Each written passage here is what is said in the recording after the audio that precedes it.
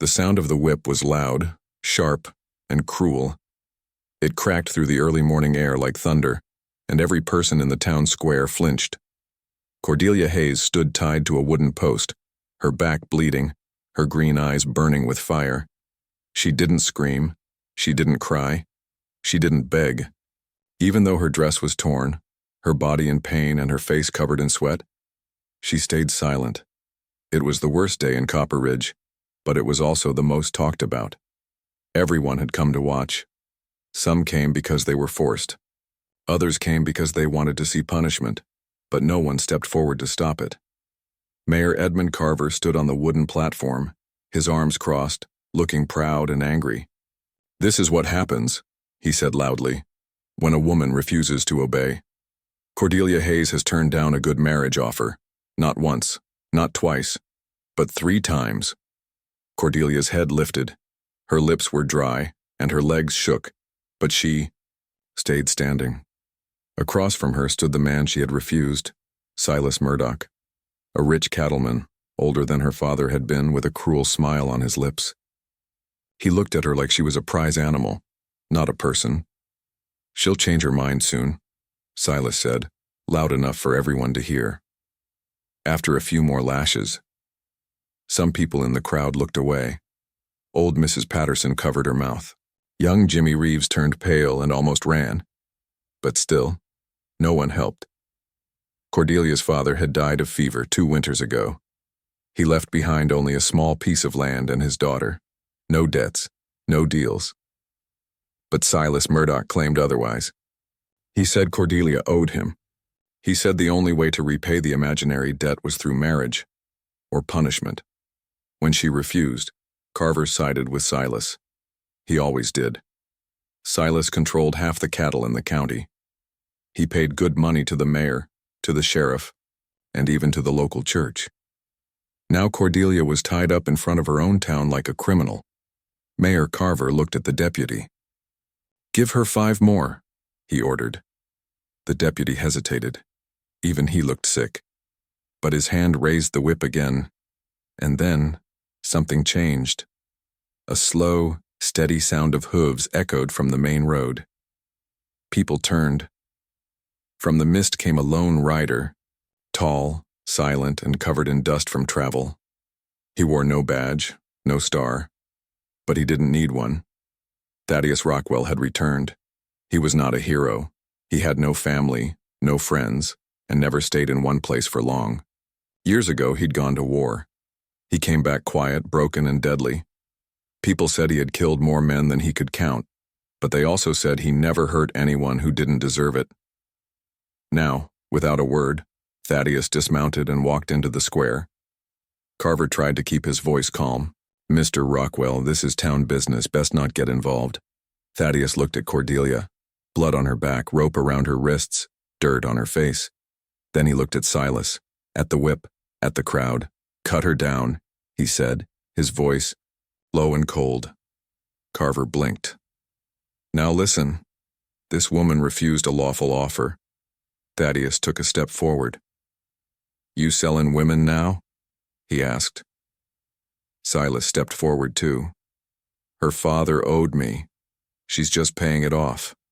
From the post, Cordelia forced out a whisper. "My father never owed you, you're lying." Silas laughed. "She's a firecracker, that's why I want her." Thaddius asked, "What's your name?" "Cordelia Hayes," she said. "Did your father owe this man?" "No, sir. Never." Thaddius nodded, then turned back to the crowd. "Cut her down." Carver's face turned red. "You're in my town." Thaddius reached slowly for the gun on his belt. "Your town ends where my conscience begins." The deputy froze, unsure of what to do. One of Silas's hired men reached for his weapon. 2. Late. In one move, Thaddius fired. The man dropped, screaming, shot in the shoulder. Another went down, screaming. The third lifted his hands high. "Anyone else?" Thaddius asked. No one moved. Even Carver backed away. Thaddius walked to Cordelia, pulled out his knife, and cut the rope. Her body fell forward, but he caught her in his arms. "You're safe now." he said quietly. My back, she whispered. I know. And in front of everyone, the whole town. He lifted her like she weighed nothing and walked away. No, one stopped him. But far on the ridge, a rider watched and turned his horse toward the law. Cordelia lay on the doctor's table, her body trembling. The pain in her back was sharp with every breath. Her skin burned from the lashes, but she kept her jaw tight. She didn't want to look weak. Not now. Thaddius Rockwell stood by the window, silent. His eyes scanned the town below. People were still outside, whispering, staring, unsure what would happen next. Inside, the room smelled of medicine and blood. She'll carry scars, Doc Morrison said, wiping blood from her skin, deep ones. Thaddius didn't respond. How long before she can ride? He asked. The doctor looked up. Why? She can't go anywhere in this condition. She'll have to, Thaddius said. Cordelia tried to lift her head. Why? Why? Can't I stay? This is my home. Not anymore, Thaddius said without turning. She gripped the edge of the table. I'm not running. I've done nothing wrong. You stood up to a man who owns this town, he said. They won't stop now. They'll send marshals. Maybe worse. I'd rather die on my land than run like a thief. Then you'll get your wish, Thaddius replied. Suddenly the door burst open. Young Jimmy Reeves stood there, breathless. Riders, he gasped. Coming fast, 12, maybe more. Thaddius checked his watch. Faster than I thought. He turned to Cordelia. You have 10 minutes, decide. Run, or stay and die. Her lips shook. Why? Why do you care? He finally looked at her. Because today I saw something I thought didn't exist anymore. A woman with courage. And I ain't letting them crush that. Doc Morrison handed him a bag. Use Miller's Canyon, it's narrow, hard to follow. Cordelia looked down. I have no money, no family, no future. Thaddius reached for her hand. You have me. The words felt heavy. Real.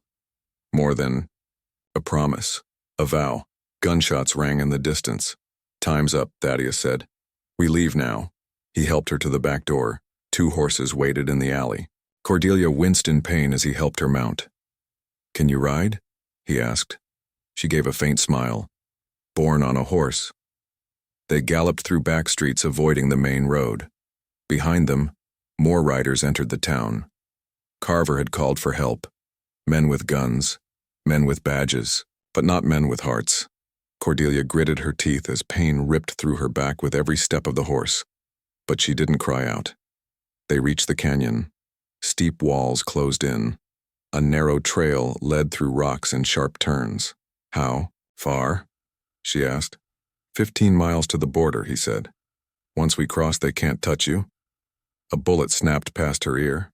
More shots followed. Dust flew up around them. They're close, she shouted. Too close, Thaddius said. We need a way out. There. She pointed to a rough trail leading up the cliffs.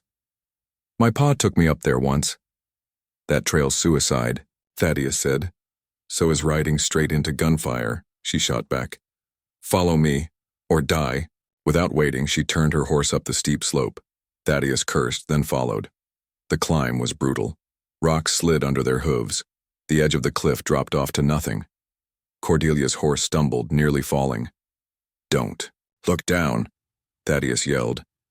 Behind them, the voice of Marshal Kane echoed through the canyon. You're trapped, Rockwell. She belongs to me. A shot bounced off the cliff near Cordelia's leg. I can't go much further, she gasped. Almost there, Thaddius called. Finally, they reached the top.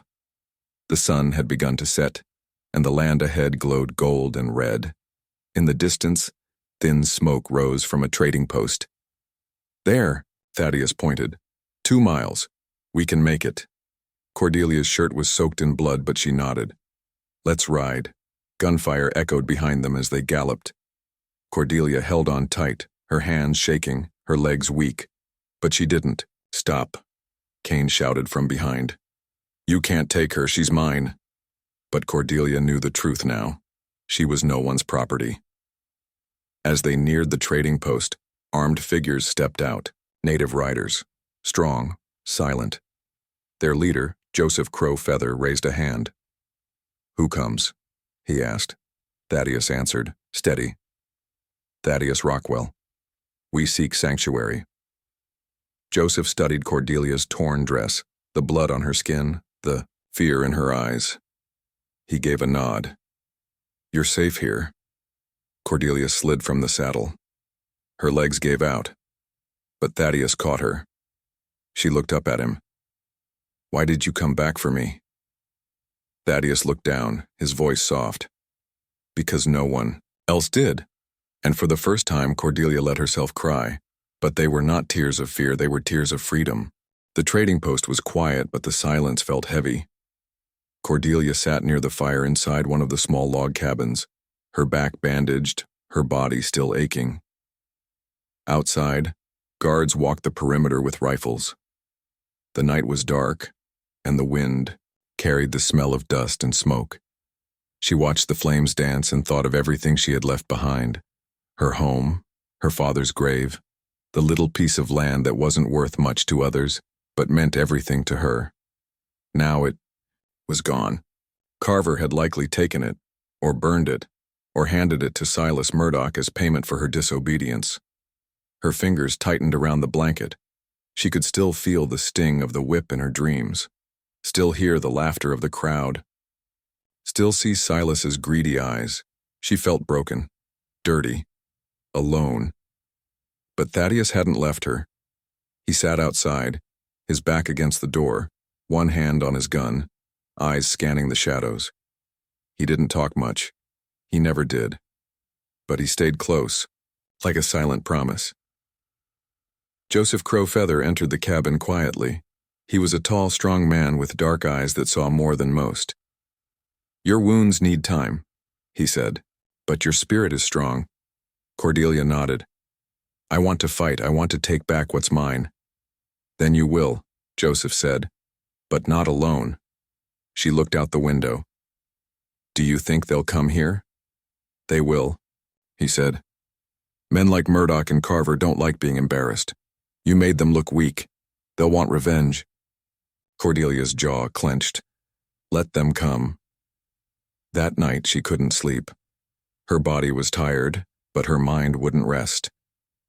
She got up and walked outside. The air was cold. The stars above looked sharp and clear. Thaddius didn't say a word when she joined him. He just handed her his coat. She wrapped it around herself and sat beside him. "I used to think if I stayed quiet and polite, people would treat me right," she said softly. "But they still beat me, still wanted to break me." "They're afraid of women who don't bow," Thaddius said. "Afraid of anyone they can't control." "Why did you help me?" she asked again. "You could have walked away. Everyone else did." Thaddius looked at her, his face unreadable. "Because you reminded me of someone I failed to protect. A long time ago." Cordelia looked into his eyes and saw pain. Deep pain. Maybe even guilt. "You didn't fail me," she whispered. A shout broke the silence. They jumped up. Riders. Dust.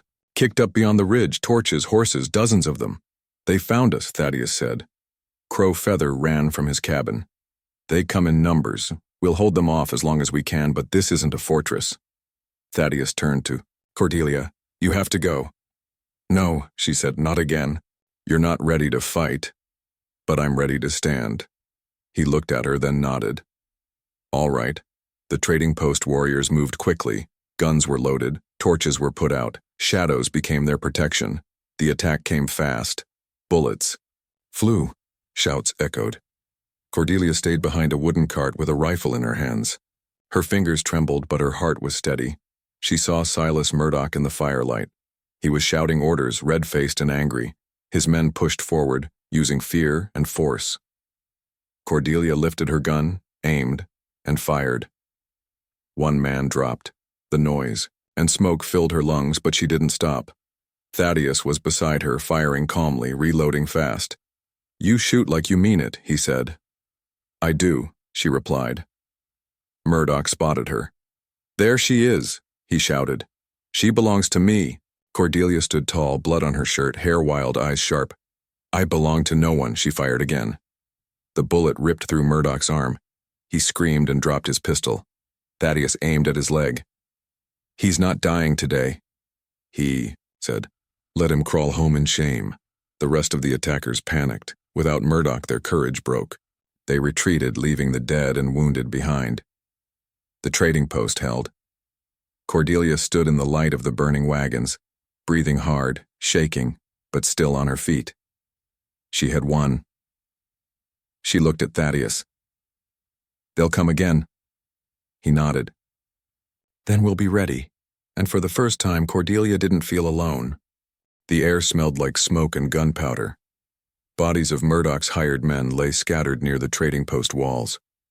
Cordelia's hands were sore from holding the rifle too tight, and her arms trembled with exhaustion. But her heart beat steady, not with fear but with fire. She had survived, she had fought, and she had won. But deep down she knew it wasn't over.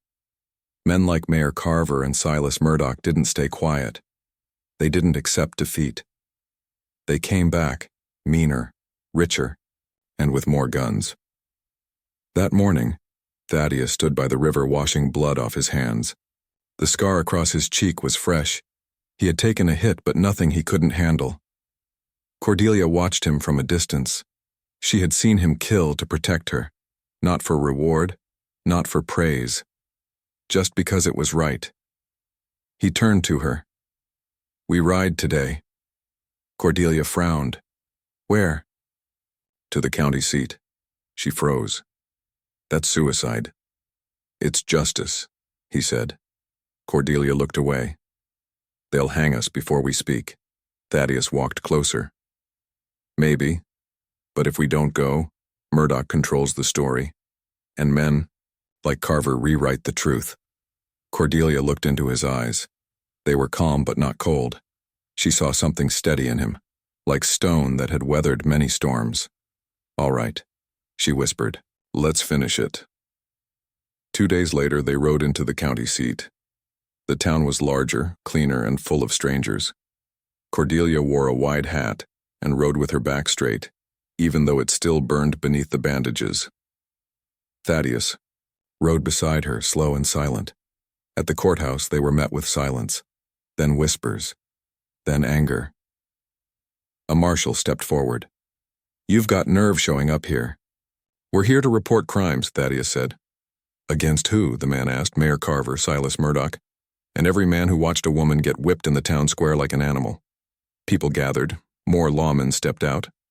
The sheriff arrived with 2 deputies. Tension filled the street like a thick fog. "Your word against theirs," the sheriff said. Thaddius pulled a notebook from his saddlebag. "Not just our word. Names, witnesses, even the doctor's notes, and if that's not enough..."